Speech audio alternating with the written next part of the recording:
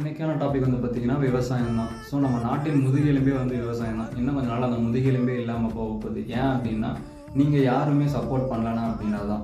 என்ன காரணம் அப்படின்னா, ஒவ்வொரு விவசாயம் செஞ்சு நஷ்டத்தினால தான் ஒரு சிட்டியை நோக்கி வரானுங்க. எக்ஸாம்பிள், நாங்களே விவசாயம் செஞ்சுட்டு இருந்தோம். விவசாயத்தில் ஆன கடனால தான் இந்த மாதிரி சிட்டிக்கு வந்து கட்டட வேலை செஞ்சுட்டு இருக்காங்க எங்கள் அப்பா அம்மா எல்லாருமே. ஸோ இந்த மாதிரி விவசாயம் பண்ணுறவங்க எல்லாருமே கட்டட வேலைக்கு வந்தாங்கன்னா கட்டடங்கள் எல்லாம் அதிகரிக்கும், ஆனால் விவசாயங்கள் சுத்தமாக இருக்காது. ஸோ விவசாயிக்கான விலை வந்து நியமனம் வந்து கரெக்டாக இருந்துச்சுன்னா இங்கே எல்லாமே மாறும். ஸோ இப்போ வெண்டைக்காய் வந்து 5 ரூபாய்க்கு வாங்கிட்டு வந்து சிட்டியில் 30 ரூபாய்க்கு 40 ரூபாய்க்கு விற்கிறாங்க.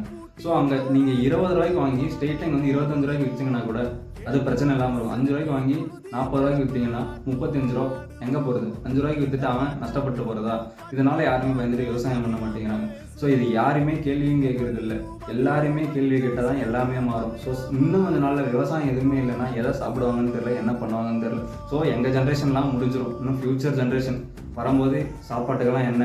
ஸோ ஒரு வேளை புல்லுகளில் சாப்பிட்டு அப்போ புல்லு கூட இருக்காது, அப்புறம் என்னத்தை சாப்பிடுவாங்கன்னு தெரில. ஒரு வேளை இதுக்கும் ஜல்லிக்கட்டு மாதிரி ஒரு போராட்டம் பண்ணி தான் விடை கிடைக்குமா என்னன்னு எனக்கு தெரியல. பார்ப்போம். நிறைய அரசியல் தலைவர்களும் இதை பற்றி பேசிட்டு தான் இருக்கிறாங்க. ஆனால் இதுக்கான விடைவுகள்லாம் வந்ததா கிடையாது.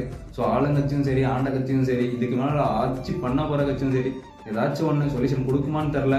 கொடுத்தா ரொம்ப பெட்டராக இருக்கும்னு நினைக்கிறேன். பார்ப்போம். ஆனால் விவசாயம் காப்போம். விவசாயம்